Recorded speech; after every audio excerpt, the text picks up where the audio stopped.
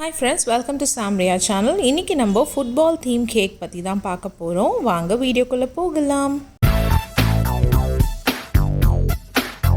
எப்பவும் போல் இன்றைக்கும் eggless cake தான் பண்ண போகிறேன். கர்ட் எடுத்துக்கிட்டேன், அதில் ஒரு 3/4 டீஸ்பூன் பேக்கிங் சோடா போட்டுக்கிட்டேன், அதனால மிக்ஸ் பண்ணி வச்சுக்கிட்டேன். கரெக்டான மெஷர்மெண்ட்டுக்கு டிஸ்கிரிப்ஷன் பாருங்கள். இப்போது கர்டை ஒரு 10 மினிட்ஸ் வச்ச பிறகு அது நல்லா ஃப்ளஃபியாக கொஞ்சம் ரைஸ் ஆகி வந்துருச்சு. இந்த நேரத்தில் நான் மிச்ச பொருட்கள்லாம் மெஷர் பண்ணி எடுத்துக்கிறேன். இதில் வந்து மைதா, கொக்கோ பவுடர் இது ரெண்டும் இருக்குது. கூட இப்போது பேக்கிங் பவுடரும் ஆட் பண்ணுறேன், 1.5 டீஸ்பூன். இன்றைக்கி நான் 2 kg கேக் பண்ண போகிறேன். அதுக்கான மெஷர்மெண்ட்டு நான் டிஸ்கிரிப்ஷனில் கொடுக்குறேன். இப்போ நம்ம மைதா, கொக்கோ, பேக்கிங் பவுடரை சளிச்சு எடுத்து தனியாக வச்சுட்டோம். இப்போ இந்த கர்ட் வந்து ரெடியாக இருக்குது. நம்மளுக்கு ஒரு 10 மினிட்ஸ் மேலே ஆயிடுச்சு. இதில் ஆயில் போட்டாச்சு, அப்புறம் சுகரும் ஆட் பண்ணியாச்சு. ஆட் பண்ணிட்டு எல்லாத்துக்கும் ஒரு நல்ல மிக்ஸ் பண்ணுறோம். ஒரு 1.5 டீஸ்பூன் வெனிலா எசன்ஸ் ஆட் பண்ணிக்கிறோம், அதையும் ஒரு மிக்ஸ் கொடுத்துக்கிறோம். இப்போது இந்த வெட் இன்க்ரீடியண்ட்டோட ட்ரை இன்க்ரீடியண்ட்டை நம்ம கொஞ்சம் கொஞ்சமாக ஆட் பண்ணி மிக்ஸ் பண்ணிக்கிறோம். கொஞ்சம் கொஞ்சமாகவும் ஆட் பண்ணலாம், இல்லை மொத்தமாகவும் ஆட் பண்ணலாம். உங்கள் பாத்திரம் பெருசாக இருந்தது உங்களால் மிக்ஸ் பண்ண முடியும்னு நினச்சிங்கன்னா பண்ணிடுங்க. மொத்தத்தில் வந்து கட்டிப்படாமல் மாவு வந்து நல்லா எல்லாத்தோடையும் சேர்ந்து மிக்ஸ் ஆகணும். அதுக்குன்னு ரொம்ப மிக்ஸ் பண்ணிட்டாலும் அந்த பபிள்ஸ்லாம் உடஞ்சிரும். ஏர் பபிள்ஸ்லாம் உடஞ்சிருச்சுன்னா வந்து நம்மளுக்கு கேக் வந்து ஃப்ளஃபியாக நல்லா பொங்கி வராது. ஸோ அதையும் பார்த்துக்கணும். ஸோ கொஞ்சம் லேஸாக தான் வந்து மிக்ஸ் பண்ணணும். மிக்சிங் வந்து ரொம்ப நேரம் இருக்கக்கூடாது. முடிஞ்ச அளவுக்கு இந்த மாதிரி ஸ்பேச்சுலா வச்சு நீங்கள் மிக்ஸ் பண்ணிங்கன்னா நல்லது. இப்போ பாருங்கள், இதுதான் அந்த கன்சிஸ்டன்சி. இப்போ நம்ம பேனை க்ரீஸ் பண்ணிக்கிறோம். பேனை க்ரீஸ் பண்ணிவிட்டு அதில் வந்து பட்டர் ஷீட் வந்து போட்டுக்கிறோம். பட்டர் ஷீட் வந்து இப்படி ரவுண்டாக வேணுமா எப்படின்றதுக்காக நான் உங்களுக்கு கட் பண்ணி காட்டிகிட்ருக்கேன். இந்த மாதிரி தான் நம்ம மடிச்சுட்டு கட் பண்ணோன்னா நம்மளுக்கு ரவுண்ட் ஷேப்பில் பட்டர் ஷீட் கிடச்சிரும். இதை போட்டுட்டு அவ்வளோதான். இது மேலே வந்து நம்மளோட அந்த பேட்டரை ஊற்றிட வேண்டியது தான், கேக் பேட்டரை ஊற்றிட்டு இதை வந்து நம்ம லெவலப் பண்ணணும். ஸோ லெவல் எப்படி பண்ணுறதுன்னா, ஒரு ஸ்டிக்கு இல்லைனா ஒரு ஷார்ப்பான எட்ஜ் இருக்கிற ஒரு பொருளை வச்சு இந்த மாதிரி மிக்ஸ் பண்ணிவிட்டு 2 தட்டு தட்டிட்டு உங்கள் அவனை ப்ரீஹீட் பண்ணி உள்ளே வச்சுருங்க. நான் 180 டிகிரியில் ஒரு 50 மினிட்ஸ் வச்சேன். எனக்கு கேக் ரெடி ஆகிடுச்சு. ஒரு 2 to 3 hours நல்லா ஆற விட்ட பிறகு அதை ஒரு பிளேட்டுக்கு மாற்றிட்டு நான் வந்து இந்த கேக்கு கட் பண்ணிக்கிறேன் லேயர்ஸ் போடுறதுக்காக. நான் வந்து சாக்லேட் தான் உள்ளே ஃபில் பண்ண போகிறேன். சாக்லேட் கனாஷ் வந்து ஆல்ரெடி பண்ணி வச்சுருக்கேன். ஸோ அந்த சாக்லேட் கனாஷ் வச்சு தான் நான் வந்து கேக்கை ஃபில் பண்ண போகிறேன். பேஸ் கேக்கில் வந்து சாக்லேட் கனாஷும் மேலே வந்து வெனிலா விப்பிங் க்ரீமும் வந்து ஆட் பண்ணலான்னு இருக்கேன். ஸோ அந்த ப்ராசஸ் தான் இப்போ போயிட்டுருக்கு. நான் இதில் 2 லேயர் தான் எடுத்திருக்கேன். ஏன்னா வந்து அந்த கேக் வந்து ரொம்ப சாஃப்டாக இருந்ததுனால எனக்கு ரொம்ப உடஞ்சிருமோன்னு பயமாக இருந்தது. அதனால் நான் 2 லேயர் தான் போட்டேன். உங்களால் முடியும்னா நீங்கள் 3 லேயர்ஸ் கூட போட்டுக்கலாம். அதே மாதிரி நான் இன்னொரு தப்பு என்ன பண்ணிட்டேன்னா, இந்த கேக் மேலே வந்துட்டு சாக்லேட் கனாஷை வந்து போட்டுட்டு இது மேலே க்ரீம் தடவை ட்ரை பண்ணேன். எனக்கு க்ரீம் வந்து ஒட்டிட்டு வந்துச்சு. ஸ்டில் எனக்கு வந்து ஃபுட்பால் தீம் தான் பண்ணுறதுனால எனக்கு சாண்ட் கலர் தான் வேணும். ஏதோ ஒரு விதத்தில் வந்து எனக்கு அந்த சாண்ட் கலர் வந்து தானாகவே கிடச்சிருச்சு. வெறும் விப்பிங் க்ரீமை வச்சு நான் மேலே போடும்போது அந்த சாக்லேட்டும் விப்பிங் க்ரீமும் மிக்ஸ் ஆகி எனக்கு அந்த சாண்ட் கலர் வந்து ஈஸியாக கிடச்சிருச்சு. நான் கலர் ஆட் பண்ணாமலே வந்து எனக்கு ஒரு ப்ரௌனிஷ் கலரில் வந்து ஒரு சாண்ட் கலர் வந்து எனக்கு கிடச்சிருச்சு. எனக்கு ரொம்ப ஹாப்பி ஆகிடுச்சு. ஸோ நெக்ஸ்ட்டு வந்து ஒரு 1/2 kgக்காக ஒரு சின்ன கேக் பண்ணி வச்சுருக்கேன். 1/2 kgயில் இப்போ அதில் நான் 3 லேயர்ஸ் எடுத்துட்டேன். டாப் லேயர் வந்து ரொம்ப ஹார்டாக இருந்ததுனால அதை மட்டும் எடுத்து போட்டுட்டேன். இப்போ சுகர் சிரப் ஊற்றிட்டு அதுலேயும் லேயர்ஸ் வந்து மேக் பண்ணிகிட்ருக்கேன். விப்பிங் க்ரீம் தான் ஆட் பண்ணியிருக்கேன். வெறும் இது பிளெயின் வெனிலா விப்பிங் க்ரீம் தான் ஆட் பண்ணிகிட்ருக்கேன்.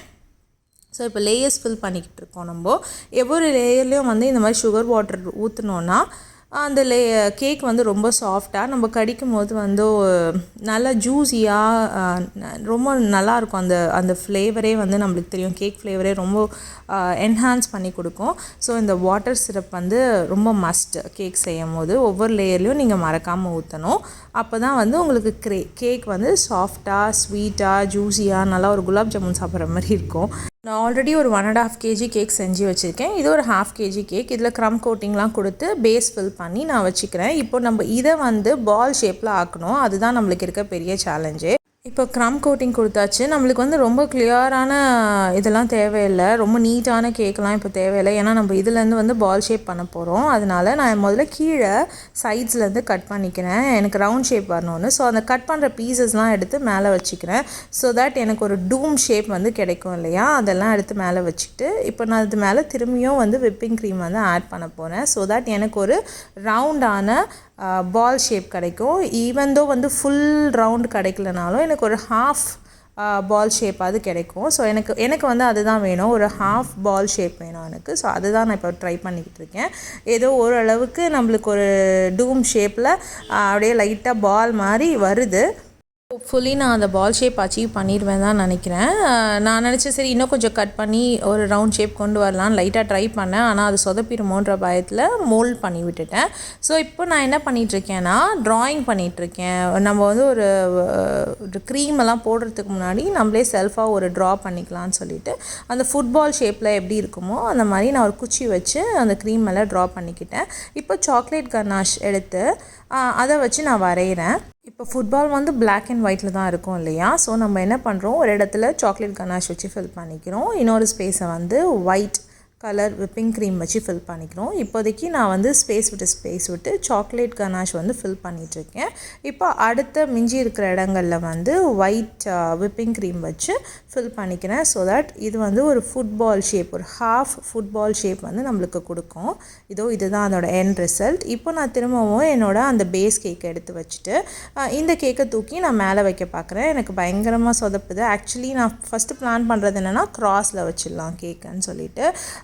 ஸோ தட் வந்து மிச்ச இடத்துல கிராஸ் வரைஞ்சோன்னா பார்க்க அழகாக இருக்கும்னு நினச்சேன். அப்புறமா எனக்கு வெயிட் ஒரு மாதிரி சைடு வாங்குற மாதிரியோ இல்லை வந்து ஒழுங்காக பர்ஃபெக்டாக இல்லாத மாதிரி ஒரு ஃபீலிங்காக இருந்தது.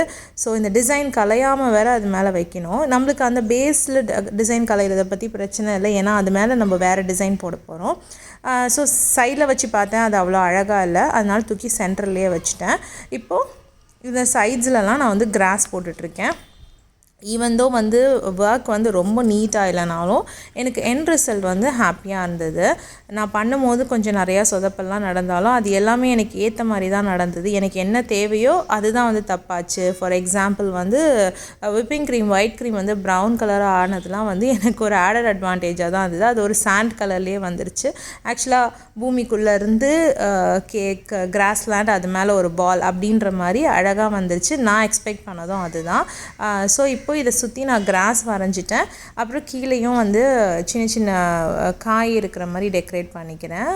அவ்வளோதான், நம்ம கேக் ஆல்மோஸ்ட் முடிஞ்சிருச்சு. இந்த ஃபுட்பால் தீம் கேக் உங்களுக்கு பிடிச்சிருந்ததுன்னா please like, share and subscribe. வேறு ஒரு நல்ல வீடியோவில் நாம் திரும்பவும் மீட் பண்ணுவோம். Until then, it's bye from Jemima. Take care.